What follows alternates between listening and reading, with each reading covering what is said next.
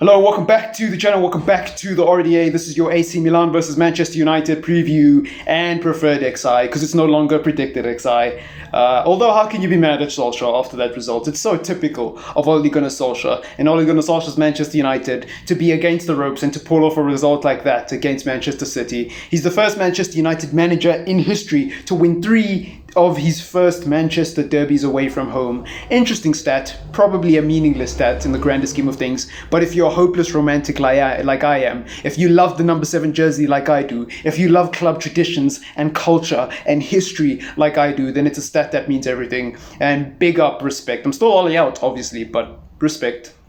Give credit where it's due. So AC Milan. Interesting game against AC Milan. I was reading up some interesting facts about them. They are the team that has knocked us out the most of European competitions if you exclude the Super Cup. Because if you include the Super Cup, Real Madrid is there as well, for some odd reason. But if you exclude the Super Cup, which is not really a real trophy, only Liverpool fans celebrate the Super Cup and the Club World Cup. Only Liverpool fans celebrate trophies like that, Anyways, AC Milan have knocked us out the most. It's not a stat that really changes anything ahead of this game. They've won 2 of their last 5 games, I believe. They've won 3, actually, of their last 5 games, and they've drawn 2. So they're in decent form at the minute. We obviously haven't lost in a while, but we've been getting a lot of 0-0 draws lately, a lot of uninspiring performances lately, and I'm hoping on the back of that Manchester derby that this is something positive. But my only concern is that Fred and McTominay have played almost every game in the last 10, and they're going to play against AC Milan again, most likely. This nonsense about Donny van der Beek being unavailable doesn't make a difference, fam. Whether Donny van der Beek's leg is broken, his Achilles is torn, his shin split, bruv, it doesn't matter what's wrong with Donny van der Beek, because he's the chief executive officer of the bench blood.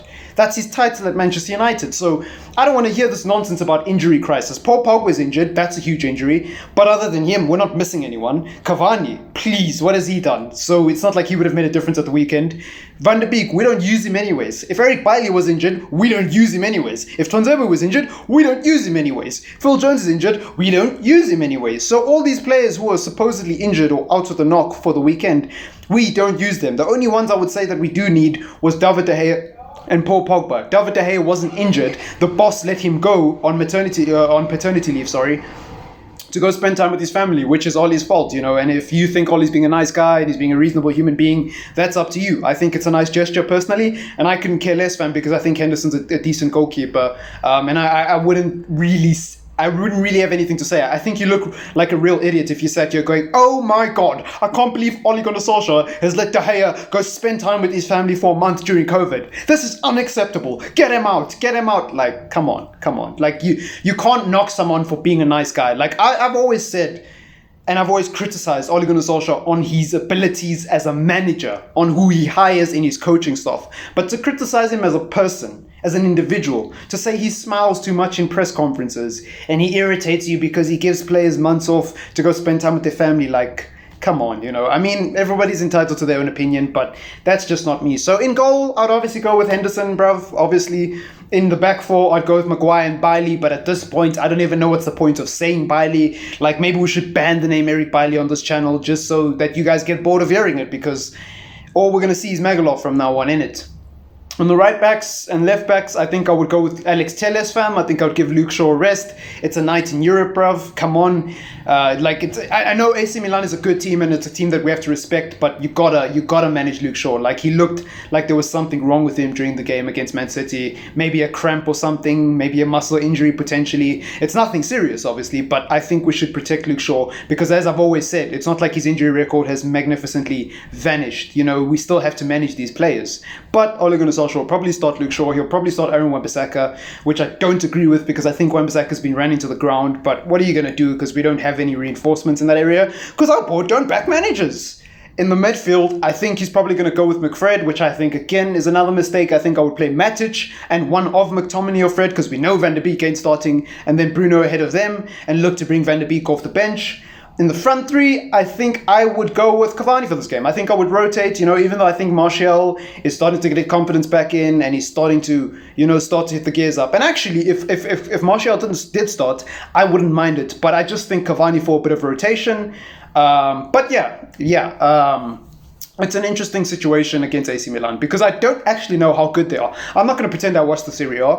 And them being second in the Serie A is like United being second in the Premier League. I don't think that necessarily makes you a good team because we still lose to Mandem like Palace, bro. We still struggle to beat Mandem like Fulham. We still struggle to put in inspiring performances against teams like Newcastle, bro. So I don't believe your league position necessarily is a good indicator of how good you are, especially when it comes to European competition, because of how different the leagues are and how different the tactics are. And it's a cup game. You never know. Anyways, on the left-hand side, obviously Marcus Rashford. Dan James in Europe, but I think Dan James played in the derby, right? So I think he's going to have to go with Greenwood for the rotation. You know, he's going to have to go with Greenwood for the rotation. Now, I would have done it the other way around, even though we won on in the derby, and Claude and Ole Gunnar Solskjaer for that. Credit where credit's due. Always give credit where credit's due. Always be fair. Always be objective. I personally would have played Greenwood in the derby and then Dan James against AC Milan. But either way, either or. I hope he just rotates someone, fam. Oli has got to rotate. I don't know what the situation is with Rashford and his injury. So if he is injured and I did miss that, apologies. You guys know my videos unscripted, fam. I just turn on the camera and I go for it, innit? You know, I don't really check things before. Although I did check some fun facts about AC Milan. You know, that's where I got they knocked us out the most times out of European competitions. But besides that, I don't really script my videos. Anyways, score prediction. Over